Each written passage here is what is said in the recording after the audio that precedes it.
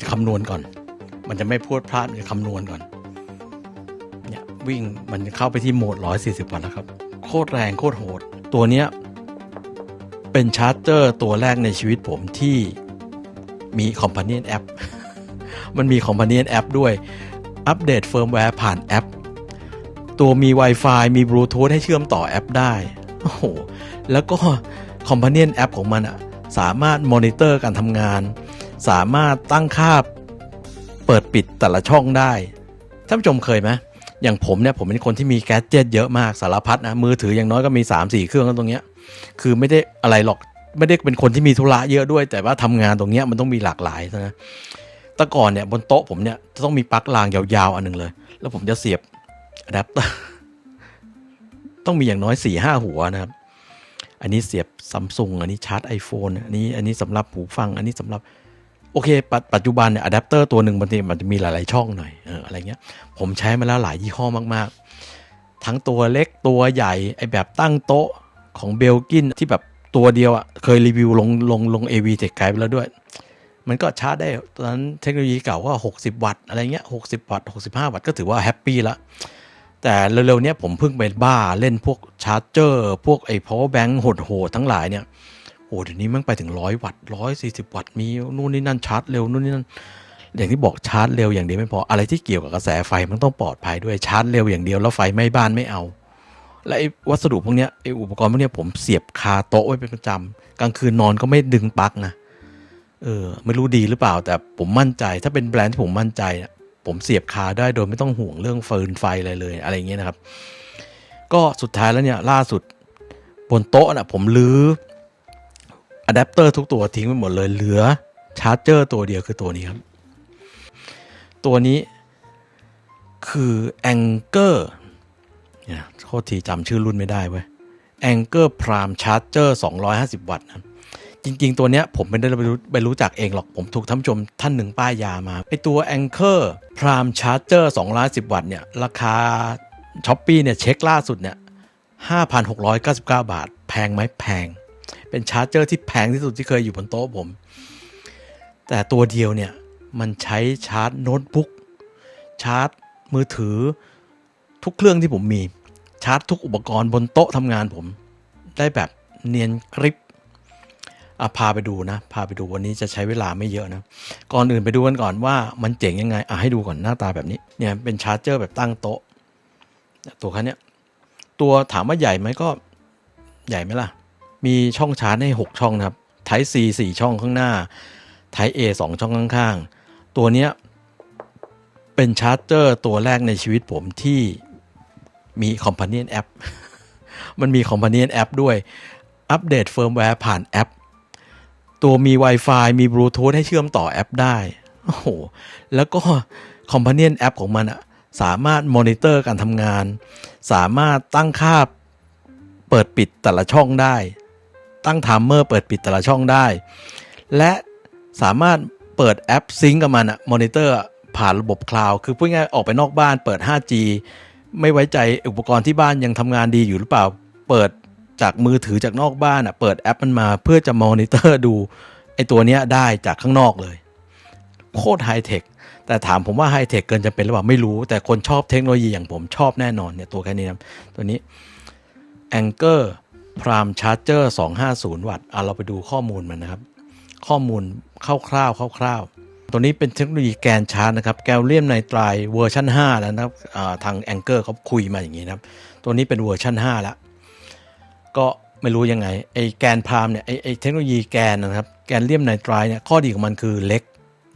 ไม่ร้อนมากแล้วก็แรงดีคือเป็นเทคโนโลยี solid state นะเป็นเทคโนโลยีสารกึ่งตัวนำที่ทำให้อุปกรณ์ไฟฟ้าเนี่ยจ่ายกำลังได้เยอะขนาดเล็กลงเบาลง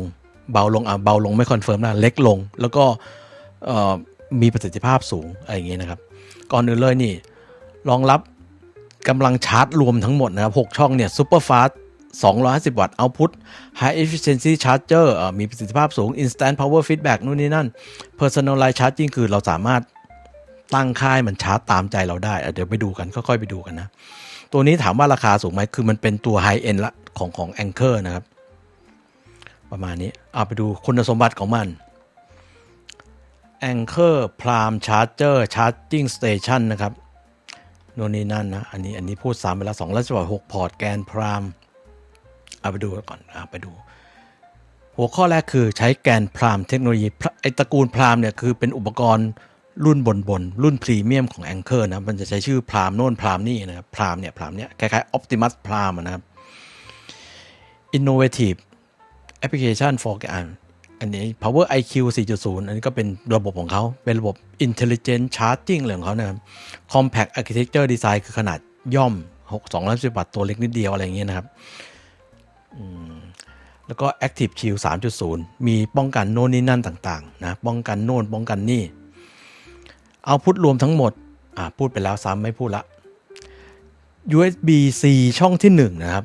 สามารถจ่ายเอาพุทได้สูงสุด140 วัตต์สูงสุดช่องหนึ่งเลย140 วัตต์อีก3ช่องที่เหลือเนี่ยจ่ายได้ช่องละ100 วัตต์นะครับคือ max นะเอาพุทสูงสุดนะครับแล้วก็ตัว Type A น่ะจ่ายได้ช่องละ22.5 วัตต์ตรง Type A ด้านข้างนะครับก่อนอื่นเลยตัวนี้พิเศษเป็นชาร์จเจอร์แบบสเตชันที่มีจอ LCD 2.26 นิ้ว Real Time Dynamic Update นะมันก็จะโชว์สเตตัสโน่นนี่นั่นนะที่ตัวเครื่องเลยโดยตรงนะแล้วก็มันมีปุ่มคอนโทรลตัวนี้มีเมนูอะไรด้วยเป็นชาร์จเจอร์ที่มีเมนูท่านผู้ชมตั้งค่าโน่นนี่นั่นโดยจะใช้ปุ่มหมุนปุ่มเดียวปุ่มเดียวคอนโทรลทุกอย่างเพราะมันหมุนได้กดได้นะหมุนได้กดได้เป็นปุ่มเลือกปุ่มอะไรเงี้ยนะครับนอกจากเราจะทำที่ตัวมันโดยตรงแล้วเนี่ยอย่างที่บอกมันมี Companion App ไปทำในแอปก็ได้นะก็ Safe Charging นี่คือระบบความปลอดภัยต่างๆมอนิเตอร์6 ล้านครั้งต่อวันนะมีระบบมอนิเตอร์อุณหภูมิคือตรวจสอบอุณหภูมิ6 ล้านครั้งต่อวันไม่รู้ทำไมต้องทำเยอะขนาดนั้นไม่แน่ใจผมมั่นใจเลยเสียบมันไว้ตลอดเวลาป้องกันอะไรบ้างป้องกัน Output Voltage Protection ป้องกันแรงดัน Output เกิน Input Current Regulation Output Current Regulation Input High Voltage Protection Output Short Circuit Protection ป้องกันลัดวงจร Output Temperature Control ป้องกันอุณหภูมิเกินนะประมาณนี้ชี้ไปไหนวะประมาณนี้อันนี้คือระบบ Multi Layer Safety with Active Shield อย่างที่บอกนะอะไรที่เกี่ยวกับฟืนไฟแรงไม่พอต้องปลอดภัยด้วยนะครับเน้นย้ำนะครับปลอดภัยด้วยสามารถชาร์จอุปกรณ์หลายๆอย่างเนี่ยบนโต๊ะเนี่ยเขาชาร์จนู่นนี่นั่นเหลือตัวชาร์จตัวเดียวนะครับไม่ต้องมีสายลุงลังเยอะแยะนะไม่ต้องมีหัวชาร์จเยอะแยะตัวเดียวเลยนะครับก็ flexible adjustment แต่ละพอร์ตของมันสามารถเลือกได้ด้วยนะว่าจะชาร์จแรงเบาแค่ไหนอย่างนี้นะครับเล่าให้ฟังแค่นี้ก่อนเดี๋ยวให้ดูของจริง convenient control อย่างที่บอกมันคอนโทรลผ่านแอปได้ทั้งในบ้านและนอกบ้านคือคุณไปนู่นแล้วก็อัปเดตเฟิร์มแวร์ over the air เลยผ่านแอปมันเลยนะครับแล้วเร็วๆนี้มันเพิ่งอัปเดตเฟิร์มแวร์ไปเอง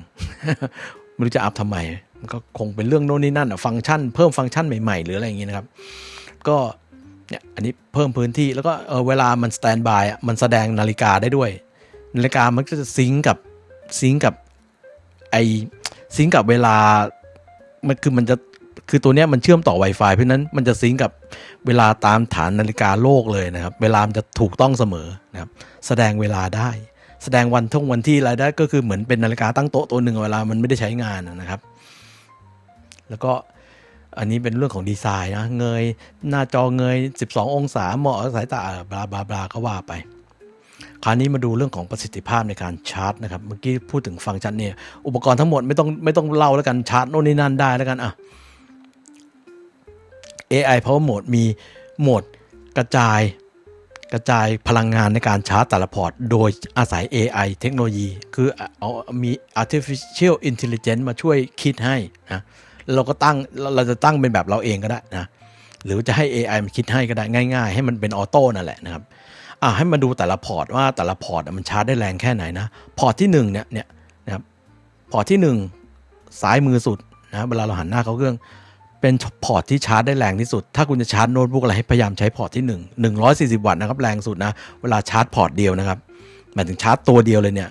พอร์ตที่1แรงสุด140 วัตต์พอร์ตที่เหลืออีก3พอร์ตเนี่ยพอร์ต Type C 2 3 4ชาร์จได้พอร์ตละ100 วัตต์เนี่ยตามนี้เลยนะครับนะแล้วก็ Type A ด้านข้างทั้งสองชาร์จได้เวลาเราชาร์จพอร์ตเดียวนะ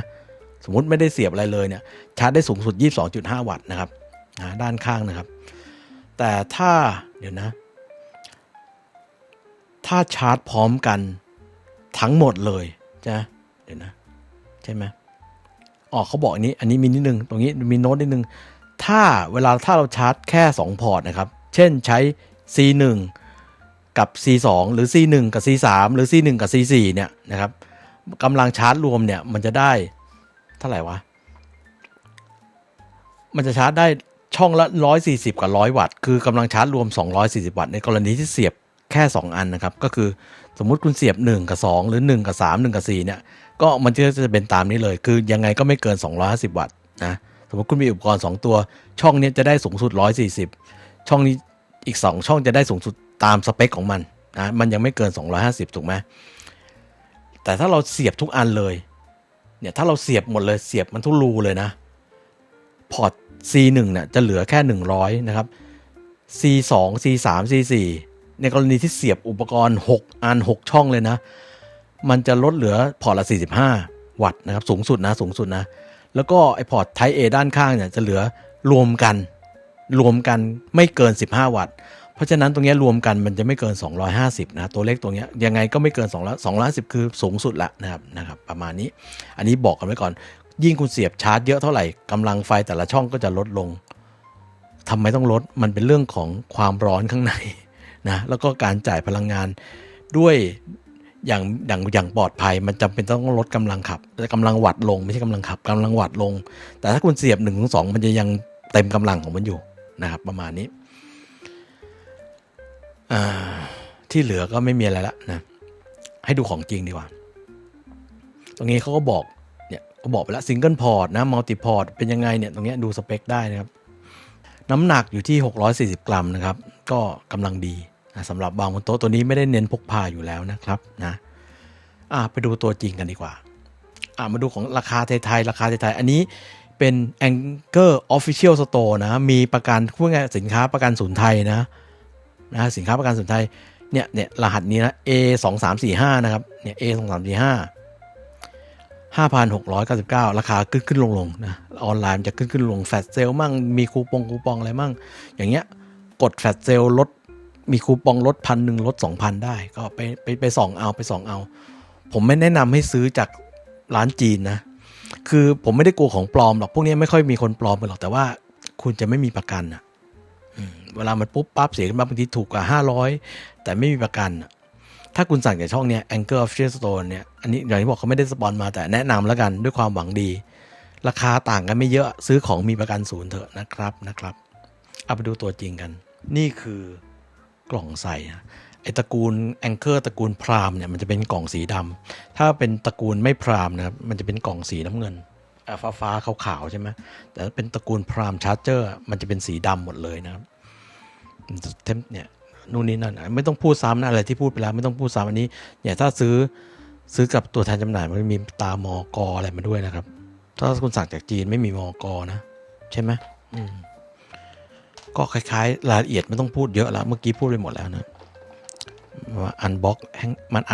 ซ์แห้งๆให้ดูตัวนี้เนี่ยไม่ได้ให้สายชาร์จอะไรมาเลยเนี่ยมันห่อมาแบบนี้นะแล้วก็กล่องก็อลังการนะจำเป็นต้องอลังการเพราะเครื่องมันใหญ่อันนี้ Quick Start Guide เฉยๆนะอันนี้กระดาษห่อตัวเครื่องมาคู่มือโหลดในเว็บได้นะครับหรือว่าดูจากรีวิวนี้ก็ใช้งานได้เหมือนกันแทนคู่มือไปแล้วเอารีวิวเนี้ยแทนคู่มือนี้เป็น Safety Sheet นะก็บอกเรื่องความปลอดภัยต่างตามกฎของเขานะครับมีอะไรอีกล่ะสินค้า Made in China นะ Anchor เป็นแบรนด์อเมริกันกับไชน่าร่วมทุนกันหรือสำรองนี้เท่าที่ผมทราบนะก็สินค้าส่วนใหญ่ Made in China อันนี้น่าจะใส่สายไฟมาไม่มีอะไรแล้วนะนี่อันนี้เป็นนี่ไอ้ขั้วหุ้มสายไฟที่เขามาด้วยกันเนี่ยคือไอ้ตัวเนี้ยนี่ให้ดูตัวนี้เนี่ยตัวเครื่องเป็นแบบนี้ตัวเครื่องมาแบบนี้นะครับเนี่ยตัวเครื่องแบบนี้มันมีสายไฟ AC เข้าเนี่ยสายเป็นขั้ว C7 นะครับเนี่ยแข็งแรงนะขั้วเป็นแบบถอดเปลี่ยนได้แล้วก็เนี่ย ถ้าคุณซื้อกับตัวแทนในไทยนะครับประกันศูนย์เนี่ยเขาจะให้ขั้วเป็นขั้วมาตรฐานมกมานะเป็นขั้วแบบนี้นะครับเนี่ยนี่มัน C7 แล้วตอนมาเนี่ยอันนี้ไม่มีอะไรพลาสติกเนี่ยเขาก็หุ้มมาอย่างนี้นะครับอันนี้คงไม่มีใครไม่ถอดนะไม่ต้องบอกนะแค่นี้แหละกล่องนี้เป็นกล่องใส่สายไฟ AC นะครับเก็บก่อนแค่นี้แหละเดี๋ยวให้ไปดูตัวจริงกันอย่างที่บอกตัวนี้ผมโดนท่านผู้ชมป้ายยามาผมตอนแรกผมไม่รู้จักหรอกมีคนบอกพี่เอ็มอยากให้ลองตัวนี้ผมไปดูมันน่าลองว่ะผมเป็นคนบ้าเทคโนโลยีคนหนึ่งนะใครอย่ามาแนะนำอะไรที่แบบว่าโอ้โหมันว้าวๆนะคือชาร์จเจอร์อะไรวะมีแอปด้วย อัปเดตเฟิร์มแวร์ได้ด้วยวิธีใช้งานไม่มีอะไรก็เนี่ยก็เสียบไฟเข้าไปแล้วก็เอาเนี่ยไปเสียบนะไฟเนี่ยสายไฟที่ให้มาก็ยาวนะผมว่าต้องมี1.20 เมตรนะครับก่อนอื่นเลยคือเนี่ยถ้าเราไม่ได้ชาร์จอะไรมันก็จะขึ้นเนี้ย0 วัตต์0 วัตต์ทุกช่องนะไล่ไปทีละช่องมันก็จะเห็นมันจะขึ้นสเตตัสชาร์จจริงอันนี้เสียบ iPhone เอาช่องสุดท้ายแล้วกัน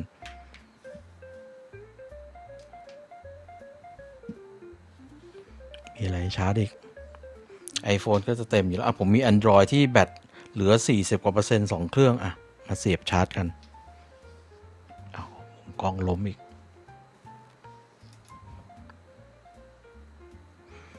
จะลองอันนี้ให้ด้วยลองโปรโตคอลชาร์จเร็วของแต่ละช่องนะครับเอาหลักๆแล้วกัน C1 อะไรพวกเนี้ยนะนี่แล้วก็มีอะไรอีกผมเตรียมสาย USB มาเพียบนะสายชาร์จเสียบทุกช่องเลยเดี๋ยวนะเอา2ช่องหลักๆก่อนแล้วกันจะได้เห็นว่าเสียบทุกช่องให้เห็นการทำงานของมันก่อนแล้วกันเบื้องต้นส่วนเดี๋ยววัดความแรงเดี๋ยวค่อยว่ากัน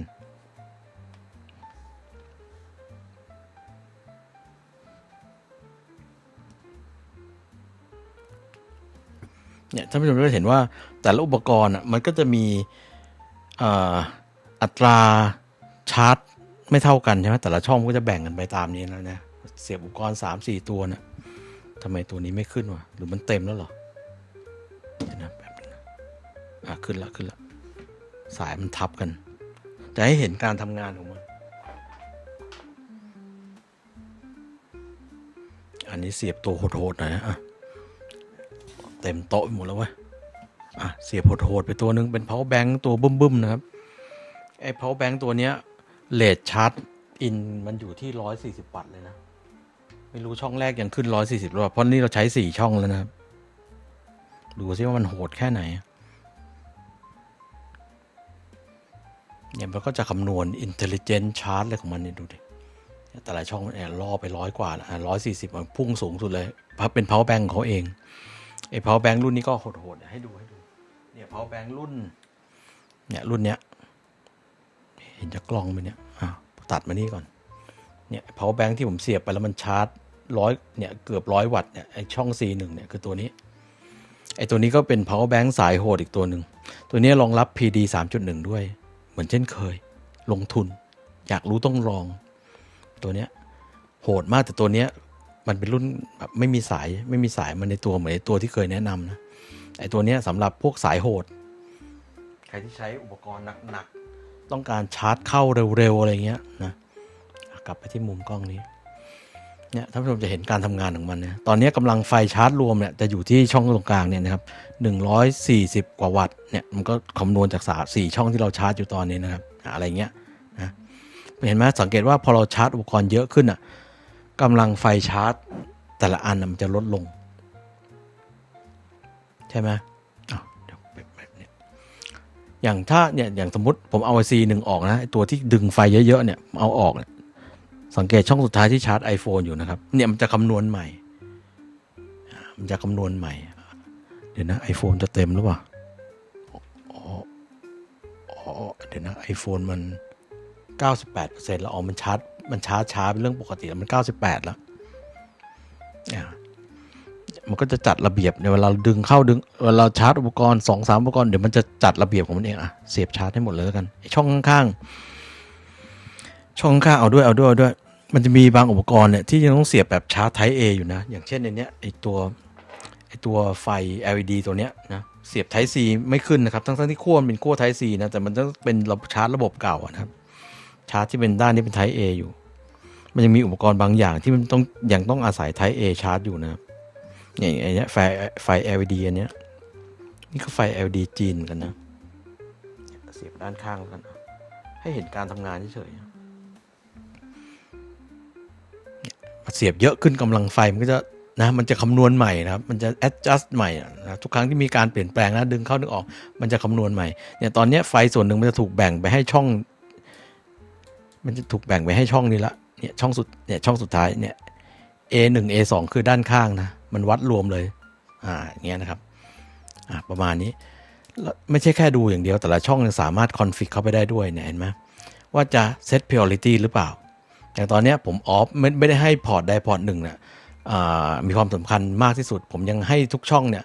ให้ AI ในตัวมันตอนนี้ผมอยู่ในโหมด AI chart ก็คือให้มันคำนวณให้เราอัตโนมัตินะแต่ถ้าเราให้ความสำคัญกับช่องใดช่องหนึ่งมากกว่าเราก็แค่เลื่อนไปที่เนี่ยแล้วก็กด on switch to port priority mode ก็คือจะให้พอร์ตที่1นะจะให้พอร์ตเนี้ยมีความสำคัญสูงสุดหรือเปล่าเอา yes ไปแล้วดูความเปลี่ยนแปลงอะไรจะเกิดขึ้นนะครับมันจะคำนวณใหม่หมดนะมันจะคำนวณใหม่หมดเลยแบ็กกลับไปนะเห็นไหมกำลังไฟชาร์จช่องหนึ่งมันจะให้ความสำคัญเยอะสุดนะครับอันเนี้ยมันอาจจะไม่ได้ต่างมากแต่ว่านี่คือสิ่งที่เราสามารถทำได้นะครับนะครับอะไรอย่างเงี้ยนะครับแต่ละพอร์ตสามารถ set priority แต่ผมไม่ได้ใช้งานซับซ้อนอะไรมากมายส่วนใหญ่ผมก็ออฟไว้แล้วให้ AI ให้ออโต้โหมดออโต้มันคำนวณเองนะครับเนี่ยถ้าเรากดเข้ามาเราก็จะเห็นได้ว่าคือเราอยู่หน้าแรกมันจะบอกแค่ว่ากี่วัตต์ถูกไหมแต่พอกดเข้ามาด้วยมันจะบอกได้ว่ามันกำลังชาร์จด้วย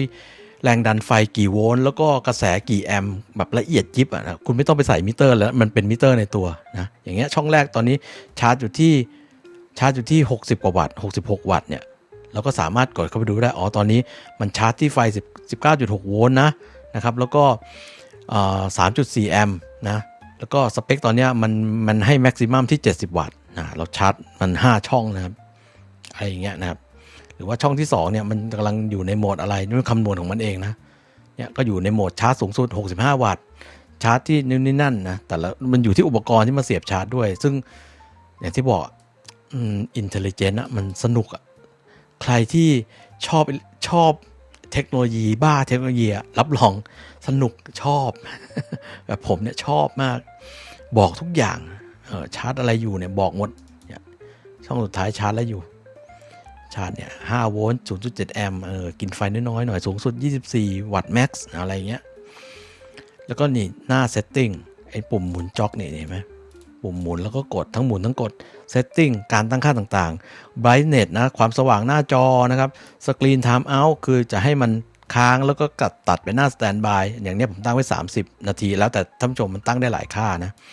อย่างเงี้ย brightness ก็ตั้งได้กดเข้าไปนะแล้วก็เนี่ยจะเอา brightness สว่างแค่ไหนแล้วแต่ความสะดวกแล้วก็ screen time out เวลาจะให้มันจากที่มันแสดงวัดเวิร์ดอะไรเงี้ยนะจะให้มันกลับไปที่หน้าที่เป็นสแตนด์บายหรือว่าหน้าที่เป็นนาฬิกาเนี่ยนะครับอันนี้ผมตั้งไว้สั้นๆก็แล้วกันเพราะเดี๋ยวจะได้เห็นการทำงานเอาตั้งไว้สั้นที่สุดแล้วกันจะได้เห็นจังหวะที่มันแบ็กกลับไปที่หน้านาฬิกานะแต่ผมใช้งานส่วนตัวผมตั้งไว้ครึ่งชั่วโมงนะครับกำลังดีนี่ก็โหมดจะเอาโหมด Port Priority Dual Laptop Mode AI Power Mode อะไรเงี้ยนะครับเลือกได้หมดจะเอาโหมดไหนโหมดชาร์จแบบไหนนะครับ low current mode ก็ได้สำหรับบางคนต้องการชาร์จแบบถนอมอุปกรณ์เข้าไปที่ low current mode มันจะลดกำลังทั้งหมดเลยไม่ไปที่กำลังสูงสุดอะไรอย่างเงี้ยนะครับสวิตช์ไปที่ AI mode เมื่อกี้เราไปตั้ง port priority มันเลยสวิตช์ไปที่โหมด port priority อันนี้ก็ไม่มีอะไร knob orientation คือจะให้มันหมุนแล้วมันจะเป็นทวนเข็มตามเข็มอะไรเงี้ยนะครับแล้วแต่เราถนัดเนี่ยจะให้มันไอ้ปุ่มหมุนตรงเนี้ยจะให้มันตามเข็มหรือทวนเข็มขึ้นหรือลงเนี่ย Wi-Fi ก็เชื่อมต่อ Wi-Fi ที่บ้านเราเนี่ยแหละตรงไปตรงมานะครับ Screen Saver Reset ก็ Factory Reset หรือ Back กลับไปหน้าแรกอะไรอย่างเงี้ยนะครับอย่างที่บอกมันไม่ใช่มีแค่นี้มันยังมี ในแอปอีกอาจจะให้เปิดให้ดูแอปก่อนที่เราจะไปเรื่องของทางเทคนิคจ๋าๆขอไปคุยเรื่องฟีเจอร์มันก่อนนะฟีเจอร์มันทำอะไรได้บ้างระหว่างนี้ให้มันชาร์จไปเรื่อยๆเดี๋ยวนะไอตัวแรกผมดึงออกก่อนเพราะเดี๋ยวผมจะโชว์อะไรอีกอย่างนึงไอตัวแรกช่องแรกดึงออกก่อนมีอะไรจะโชว์อีกเดี๋ยวผมไปเข้า Companion App มัน Companion App นั้นเนี่ยมีทั้งใน iOS มีทั้งใน Android เลยนะครับนะมีครบเลยไปที่ Companion App ของเขาชื่อแอปนี่แอปตัวนี้แอป Anchor นะครับ Anchor ตัวนี้นะแป๊บหนึ่งนะมันจะบังคับให้เราล็อกอินเพราะว่ามันจะเป็นจะต้องติดต่อกับคลาวด์คือมันเป็นการคอนโทรลผ่านระบบคลาวด์นะครับมันถึงได้ไปคอนโทรลจากนอกบ้านได้ไงเพราะฉะนั้นเราจำเป็นจะต้องมีรีจิสเตอร์แล้วก็ต้องจำเป็นต้องมีล็อกอินนะครับทุกครั้งที่เข้ามามันจะสั่งให้ล็อกอินเพื่อความปลอดภัยเห็นไหมอะไรที่เกี่ยวกับฟืนไฟ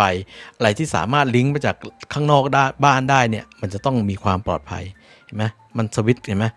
เราตั้งเวลาไว้แค่เท่าไหร่เมื่อกี้ไม่กี่วินาทีมันก็สวิตช์กลับมาที่โหมด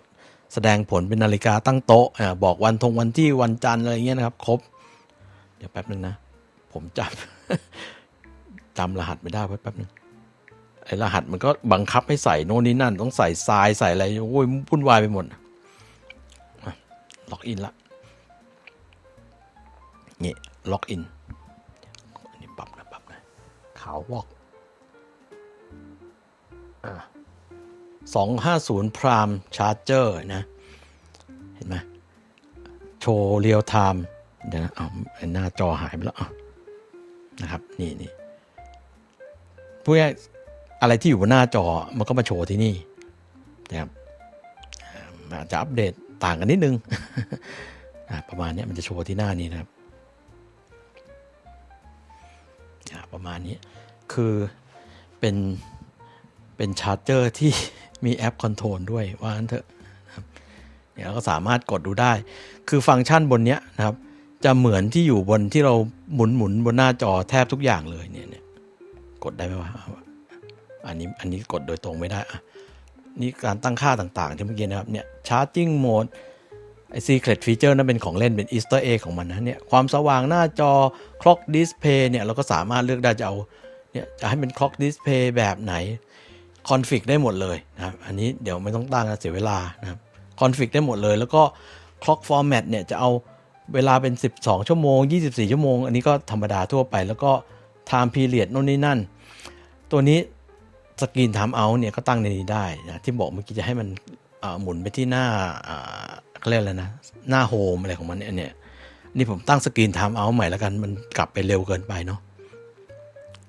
เนี่ยชาร์จจิ้งโหมดอะไรเนี่ยเลือกได้เมื่อกี้4-5โหมดนะเลือกในนี้ก็ได้เลือกจากหน้าจอก็ได้แล้วแต่ถนัดนะครับตัวนี้นี่อัปเดตเฟิร์มแวร์เข้าตรงนี้ได้เนี่ยเห็นไหมเช็คเฟิร์มแวร์นี้ล่าสุดแล้วล่ะนะครับแล้วก็เดี๋ยว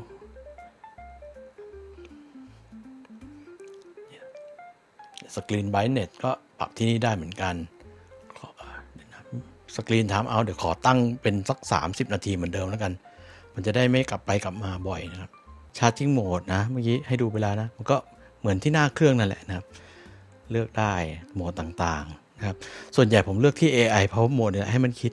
ขี้เกียจคิดให้มันคิดนะครับมีอะไรอีกล่ะที่เหลือก็คล้ายๆที่เราตั้งค่าที่หน้าเครื่องนั่นแหละนะครับเทสฟีเจอร์นี่ก็คัสตอมนู่นนี่นั่นไปลองเล่นดูผมไม่ค่อยได้ใช้หรอกเอาจริงหลักๆก็คือใช้ฟังก์ชันมาตรฐานของมันนั่นแหละตั้งชื่อได้เผื่อคุณมีหลายเครื่องคุณสังเกตว่ามันจะมีผลิตภัณฑ์ของ Anchor หลายตัวที่มันใช้ Companion App ตัวนี้นะครับอย่างไอตัว Power Bank ตัวเมื่อกี้ที่บอกว่าตัวโหดๆก็เข้าแอปนี้ได้ก็เผื่อเราจะตั้งชื่อหรือเรามีมากกว่า1ตัวก็ตั้งชื่อเอาได้นะครับ Custom Name ได้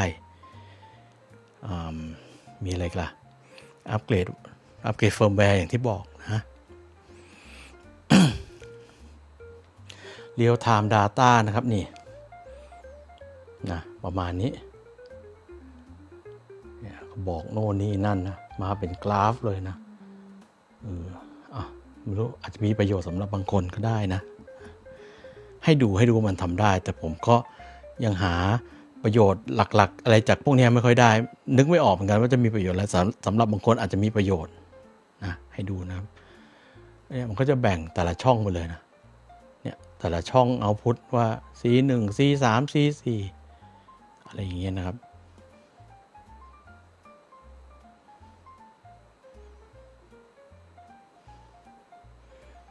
ตรงแสดงเวลาเนี่ยมันสามารถเห็นนะ select timer period คือตั้งได้ด้วยว่าจะให้การแสดงเวลาตรงเนี้ยแสดงในช่วงเวลาไหนเนี่ย start end ผมก็ตั้งให้มันแสดง24ชั่วโมงเลยบางช่วงจะให้มันปิดนาฬิกาไปก็ได้นะมาตั้งได้ที่นี่นะครับแล้วก็อันนี้สกรีนไทม์เอาท์บอกไปแล้วอันนี้ก็นี่การคอนโทรลอันนี้คล้ายๆที่อยู่หน้าเครื่องนะที่บอกว่า C1 C2 จะให้เนี่ยพอร์ตเซตติ้งจะให้อะไรแต่ตรงนี้พิเศษอย่างหนึ่งตรงที่ว่ามันสามารถตั้งเวลาปิดเปิดแต่ละพอร์ตได้ด้วยท่านผู้ชมเนี่ย select shutdown timer แบบนึงนะอย่างอันเนี้ยเราสามารถตั้งเนี่ยอันนี้เป็นไทม์เมอร์อันนี้ยังไม่ใช่ตั้งเวลาเปิดอันนี้เป็นไทม์เมอร์อันนี้ที่เป็นนาฬิกาอย่างเงี้ยครับเป็นไทม์เมอร์เพื่ออย่างเงี้ยอย่างเรารู้แล้วว่าอย่างสมมติท่านผู้ชมบางคนจะกลัวที่จะเสียบอุปกรณ์ชาร์จไว้ทั้งคืนใช่ไหมอย่างสมมุติเรารู้ว่าเนี่ยอุปกรณ์ตัวเนี้ยเราดูแล้วมันใกล้จะเต็มแล้วเราอาจจะตั้งว่าช่องอะไร C4 ใช่ไหมครับ C4 ตั้งเวลาให้อีกสัก1ชั่วโมงนะครับคัสตอมได้ด้วยมี1 2 3ชั่วโมงตั้งเวลาให้อีกสักเท่าไหร่ดีอีกสัก5นาทีให้มันปิดเองนะเดี๋ยวเราจะตั้งปุ๊บเดี๋ยวอีก5นาทีพอร์ต C4 มันจะดับไปเองนะเพราะเรามีไทม์เมอร์เอาไว้อะไรอย่างงี้ครับเนี่ยมันก็นับถอยหลังแล้วนะครับเนี่ยมันเริ่มนับถอยหลังแล้วนะเนี่ยมันเริ่มนับถอยหลังเห็นไหมเล็กๆเนี่ยเห็นไหมนะครับหรือว่าจะปิดอัตโนมัติปิดเองก็ได้อย่างเงี้ย C3 สั่งปิดเลยก็ได้เนี่ย on off ได้จากตรงนี้เห็นไหมเมื่อกี้ C4 เราตั้งเวลาปิดใช่ไหม C3 จะไปนอนละปิดเลย C3 ปิดไปแล้วเห็นไหมสมมุติเราจะเข้านอนแล้วไงอาจจะไอตัวนี้อาจจะเสียบชาร์จอะไรอยู่หรือว่าเสียบไฟหัวเตียงสั่งปิดไฟจากตรงนี้ได้ ปิดไฟเลี้ยงนะครับเห็นไหม C3 ปิดไปแล้วนะครับสั่งเปิดจากนี้ก็ได้ C3 ก็มาเปิดละนะครับมันก็คำนวณใหม่คำนวณพอร์ตแต่ละพอร์ตใหม่ไฮเทคนอกจากจะตั้งเวลาไทม์เมอร์นะปิดนะมันยังสามารถตั้งเวลาในแต่ละวันเนี่ยนะครับเนี่ย power schedule คือจะให้มันเปิดเมื่อไหร่จะให้มันปิดเมื่อไหร่เนี่ย set power on timer นะครับตั้งเวลาได้เนี่ยวันจะให้มันเปิดอันนี้คือ power on timer คือจะให้แต่ละพอร์ตเนี่ยนะครับเนี่ยพอร์ตเนี่ยมันเริ่มทำงานตอนกี่โมงนะครับแล้วก็จะให้เริ่มวันไหนให้เริ่มทำงานตอนเที่ยงเนี่ยเราตั้งไว้ตอนเที่ยงเนี่ยวันไหนหรือจะเอา every day เลยก็เลือกมันทุกอันเลยผมไม่ค่อยได้เล่นอะไรพวกนี้หรอกแต่มาบอกให้รู้มันทำได้ไฮเทคไหมเนี่ยตั้งเวลาเปิดจะเลือกวันไหนก็ได้แล้วแต่หรือเลือกทุกวันเลยก็ได้แล้วก็แน่นอนว่าตั้งเวลาเปิดได้มันก็จะต้องตั้งเวลาปิดได้ด้วยเนี่ยset power off timer คือผมรำคาญในกล้องที่มันสว่างนะเอาใหม่ลดไปเนี่ยนอกจาก set power on timer ได้แล้วยัง set power off timer ได้ด้วยก็ตรงกันข้ามก็ตั้งเวลาได้ว่ากี่โมงจะให้มันปิดนะครับแล้วก็วันไหนบ้างอันนี้ตั้งเวลาปิดเปิดไม่ได้ปิดเปิดทั้งเครื่องนะปิดเปิดแต่ละพอร์ตเลยเนี่ยอย่างเรากดอยู่เนี่ยที่เราเมื่อกี้กดเนี่ยมันคือพอร์ต C3 เห็นไหมส่วนในพอร์ต C4 จำไว้นะครับมันนับเวลาถอยหลังนะตอนนี้เหลือแค่2นาทีครึ่งเดี๋ยวช่อง C4 มันจะปิดเองอัตโนมัตินะครับตั้งเวลาเปิดปิดแต่ละพอร์ตได้ด้วยไฮเทคไหมพอร์ต Type A ก็ทำได้นะเห็นไหมผมตรงไม่ค่อยได้ใช้หรอกสำหรับการใช้งานในชีวิตประจำวันแต่ว่าสำหรับบางคนอาจจะได้ใช้เช่นผมยกตัวอย่างนะบางคนอาจจะใช้เครื่องพ่นพ่นละอองน้ำหอมหรือว่าพ่นเครื่องทำความชื้นในห้องอะไรอย่างเงี้ยนะครับคุณอาจจะเครื่องทำความชื้นในห้องคุณอาจจะใช้ไฟจากพอร์ต USB คุณก็อาจจะเสียบเข้าแต่ช่องหนึ่งแล้วคุณก็สามารถตั้งเวลาปิดเปิดเครื่องทำความชื้นของคุณได้ว่าจะให้มันเปิดตอนเที่ยงถึงแค่บ่าย2แล้วบ่าย2ปิดนะเปิดเครื่องทำความชื้นกี่โมงเราสามารถเอาชาร์จเจอร์ตัวนี้ไปประยุกต์เป็นอุปกรณ์ไทม์เมอร์ได้นะครับ สำหรับอุปกรณ์ที่มันเสียบใช้ไฟจากช่อง USB นะอย่างผมยกตัวอย่างเมื่อกี้ไออุปกรณ์พ่นน้ำหอมหรืออุปกรณ์humidifier ตัวทำความชื้นในห้องหรืออะไรเงี้ยเราสามารถหรือว่าอาจจะเป็นอะไรนะคุณอาจจะมีเครื่องให้อาหารปลาที่มันเสียบไฟ USB ไม่รู้มีหรือเปล่านะเครื่องคุณอาจจะเลี้ยงปลาตู้อยู่แล้วคุณอาจจะมีเครื่องให้อาหารปลาที่ใช้ไฟจากช่อง USB คุณอยากจะให้ปลาของคุณได้ให้อาหารวันไหนบ้างเวลากี่โมงบ้างแล้วให้เวลาแล้วให้มันทำงานให้เครื่องให้อาหารปลาทำงานกี่นาทีกี่วินาทีหรืออาหารแมวหรืออะไรเงี้ยถ้ามันใช้พอร์ต USB ใช้ไฟพอร์ต USB นะคุณเอาสามารถประยุกต์ความสามารถตรงนี้ของมันเอาไปใช้เป็นอุปกรณ์ไทม์เมอร์ได้เมื่อกี้ผมแค่ยกตัวอย่างนะผมยังไม่เคยใช้จริงเหมือนกันให้บอกว่ามันทำได้นะครับประมาณนี้แหละเยอะแล้วนะไอพอร์ต C4 เนี่ยเหลืออีก45วิเดี๋ยวมันจะปิดเองนะครับประมาณนี้นี่มีอะไรล่ะเดี๋ยวจะให้เดี๋ยวหมดจากพวกฟีเจอร์ต่างๆพวกฟีเจอร์ที่เป็นสมาร์ทของมันเนี่ยเดี๋ยวจะให้ไปดูพลังการชาร์จของแต่ละช่องนะว่ามันทำได้จริงแล้วก็ตามที่มันโฆษณาไว้ไหมแล้วก็มันรองรับโปรโตคอลชาร์จเร็วอะไรบ้างนะครับช่อง C4 เหลือ14วินาทีจะปิดนะครับเนี่ยมันมีไทม์เมอร์นับถอยหลังใช่ไหมเหลืออีก5วิ4วิ3 2 1ช่อง C4 ปิดเองไปแล้วนะครับออนเองได้เราออนแมนนวลได้อะไรประมาณนี้ไฮเทคไหมครับไฮเทคไหมครับผมไม่เคยเจอชาร์จเจอร์อะไรที่มันฟังก์ชันเยอะขนาดนี้นะครับก็ผมบอกเลยสำหรับคนทั่วๆไปอาจจะไม่ว้าวแต่ถ้าคุณบอกคุณเป็นคนบ้าเทคโนโลยีคุณต้องว้าวแน่นอนอย่างผมซื้อมายังไม่ได้ใช้ประโยชน์เต็มที่สักเท่าไหร่หรอกแต่ว่าอยากเล่นมันอยากเล่นนะครับคราวนี้ก่อนจะไปวัดพลังงานแต่ละพอร์ตนะว่ามันจ่ายได้เท่าไหร่สูงสุดแม็กซิมัมแล้วก็รองรับโปรโตคอลอะไรบ้างผมจะให้คุณลองอะไรว้าวๆอันหนึ่งก่อนอื่นเขาบอกว่าช่องแรกเนี่ยของมันชาร์จได้140วัตต์ใช่ไหมเดี๋ยวก่อนจะไปวัดจากมิเตอร์เราลองของจริงกันเลยผมต้องดึงทั้งหมดออกก่อนนะเพื่อให้มันเหลือชาร์จช่องเดียวนะครับตอนนี้สายที่ผมใช้อยู่ตอนนี้คือสายสเปค240วัตต์เพราะฉะนั้นพอร์ตแรกถ้ามันจะจ่ายได้140วัตต์ก็ไม่ใช่เรื่องแปลกเพราะว่าสายไม่อั้นนะครับสายมันได้240วัตต์อะไรอย่างเงี้ยนะครับเนี่ย power bank นี่ตัวนี้ power bank ของ Anker ตัวเนี้ยที่เมื่อกี้ให้ดูพรามตัวนี้เป็นตระกูลพรามเหมือนกันตัวเนี้ยไฟเข้าของมันนะครับชาร์จอินเนี่ยมันรองรับถ้าเราเสียบ1เส้นมันรองรับถึง140วัตต์นะครับซึ่งไอ้นี้มันบอกว่าพอร์ต1จ่ายได้140วัตต์จริงไหมลองกันเลยนะครับเบิบเสียบชาร์จเข้าไป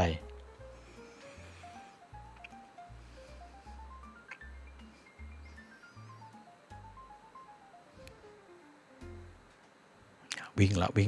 มันจะคำนวณก่อนมันจะไม่พูดพลาดมันจะคำนวณก่อนเนี่ยวิ่งมันจะเข้าไปที่โหมด140วัตต์แล้วครับโคตรแรงโคตรโหด ดูสิพรวดเดียวไป137.5เนี่ยนี่อันนี้ดูจริงไหมเข้าจริงไหมมาดูกันเข้าจริงไหมมาดูมุมนี้134.5วัตต์เนี่ย130กว่าวัตต์นี่แหละเนี่ยเห็นไหมตัวนี้ชาร์จเข้าชาร์จออกโหดหมดนะไอตัว power bank นะอย่างที่บอกจะชาร์จเร็วแค่ไหนตัว power bank ก็ต้องรองรับด้วยนะครับ power bank บางตัวมันชาร์จเข้าได้แค่60หรือว่าชาร์จเข้าได้แค่100ก็จะได้แค่นั้นแต่ตัวเนี้ยเป็น power bank ที่รองรับ power delivery 3.1 นะครับรองรับการชาร์จเข้าสูงสุดถึง140วัตต์ซึ่งก็ต้องอาศัยหัวชาร์จที่รองรับ power delivery ถึง140วัตต์ด้วยมันถึงจะชาร์จได้เต็มกำลังของมันนะครับแต่แค่นี้ยังไม่พอครับท่านผู้ชมยังไม่โหดพอไอ้ power bank ตัวนี้เนี่ยมันสามารถเสียบชาร์จในโหมด2สายได้ถ้าเสียบชาร์จในโหมด2สายมันจะไปได้ถึง170วัตต์ครับซึ่งไอ้ตัวเนี้ยเราเสียบ2อันมันได้สูงสุด240วัตต์ถูกไหมครับเพราะฉะนั้นมันรองรับเราเอาสายอีกเส้นหนึ่งเดี๋ยวนะสายอีกเส้นหนึ่งนี่ power bank ตัวนี้ โหดมาก140วัตต์ยังไม่พอมันรองรับ power delivery แบบ2สายด้วยเนี่ยเสียบเข้าไปอีกสายหนึ่งชาร์จเข้าไป power bank อื่นถ้าไม่บอกว่ารองรับอย่าทำนะครับดูสิเมื่อกี้จาก140วัตต์ใช่ไหม130กว่าถึง40อ่ะมันพุ่งไปไหนไม่ขึ้นเว้ยเดี๋ยวเอาใหม่แป๊บนึงนะเกี่ยวกับโหมดชาร์จหรือเปล่าเอาใหม่ดูไปถึง170แล้วเนี่ยสเปคตามสเปคของมันอะถ้าเสียบชาร์จ2สายพร้อมกันอะแม่งไปถึง100เหมือนตัว power bank นะเนี่ยก็คือ160กว่าโหดมากซึ่งไอ้นี่จ่ายไหวทั้งคู่ไม่ได้มี port priority อะไรใช่ไหมโอเคอะไรอย่างเงี้ยนะครับอะไรอย่างเงี้ย69แล้วนะโหแรงอยู่นะที่เรากำลังเสียบชาร์จ power bank คือรุ่นนี้อยู่นะครับก็อันนี้สำหรับคนที่ใช้ power bank โหดคือถ้าเป็นยี่ห้ออื่นมันก็คงได้100วัตต์140นะมันอยู่ที่ power bank ตัวไหนด้วยนะครับขอให้รองรับ power delivery 3.1 ไอตัวนี้รองรับ power delivery 3.1 นะคนนี้เราจะมาลองชาร์จแต่ละพอร์ตนะแต่ละพอร์ตว่ามันรองรับโปรโตคอลอะไรบ้างนะครับเรามาอันนี้เป็นการเช็คโปรโตคอลในการชาร์จนะตอนนี้พอร์ต C1 นะช่องแรกนะครับว่ารองรับโปรโตคอลอะไรบ้างนะครับมาแล้วนี่เป็นการเทสโปรโตคอลของพอร์ต C1 นะครับผมดึงสายออกจะได้ไม่สับสนกันนะให้ดูเป็นช่องๆไปนะครับดูว่ามันรองรับโปรโตคอลชาร์จเร็วอะไรบ้างนะครับกดผิดอีกท่านผู้ชมโทษทีให้เป็นออโต้ดีเทคชันนะเพียบเลยส่วนใหญ่ก็คล้ายๆกับพวกหัวชาร์จเร็วของ Anker หลายๆตัวนะครับหลักๆก็คือเป็นพวก power delivery นะ power delivery 3.1 หรือว่าพวก fast charge quick charge นะบอกเลยว่าอย่างพวกชาร์จแบบพิเศษของมือถือบางยี่ห้ออย่างเช่น Wuk Charge อะไรเนี้ยของอะไรนะ Wuk Charge นี่ของใครของ Oppo หรือของ OnePlus เนี่ยอะไรเนี้ยไม่มีนะอันนี้มันจะรองรับพวกชาร์จเร็ว Samsung ชาร์จเร็วพวก PPS อะไรพวกนี้นะครับเนี่ยโหมดเนี่ย PD อันนี้แรงสุดคือ PD 3.1 นะครับเนี่ย PD 3.1 นี่คือโปรโตคอลแล้วก็โวลต์แล้วก็แอมป์ทั้งหมดที่มันรองรับนะครับ 3.1 PD 3.1 EPR นะครับเดี๋ยวผมขยายนี้ให้ใหญ่หน่อยนะจะได้เห็นชัดๆตรงนี้ขยับนี่นะครับนี่คือโปรโตคอล PD 3.1 140 วัตต์นะครับในช่อง C1 นะ USB C1 ที่เหลือก็เนี่ยมี UFCS 33 วัตต์นะครับ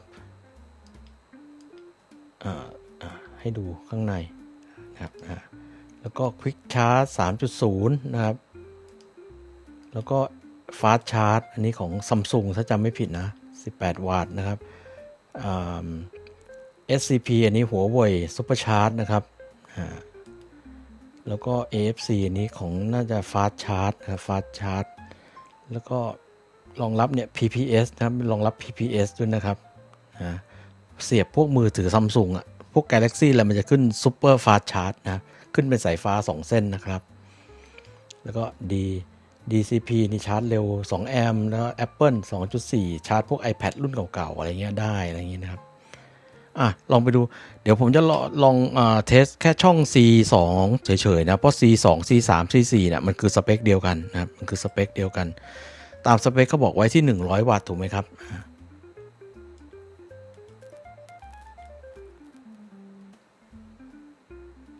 ผมเข้าใจว่าโปรโตคอลที่มันรองรับทั้งหมดก็คล้ายๆกับช่องแรกแหละเพียงแต่ว่ากำลังชาร์จมันจะด้อยกว่านิดหน่อยนะ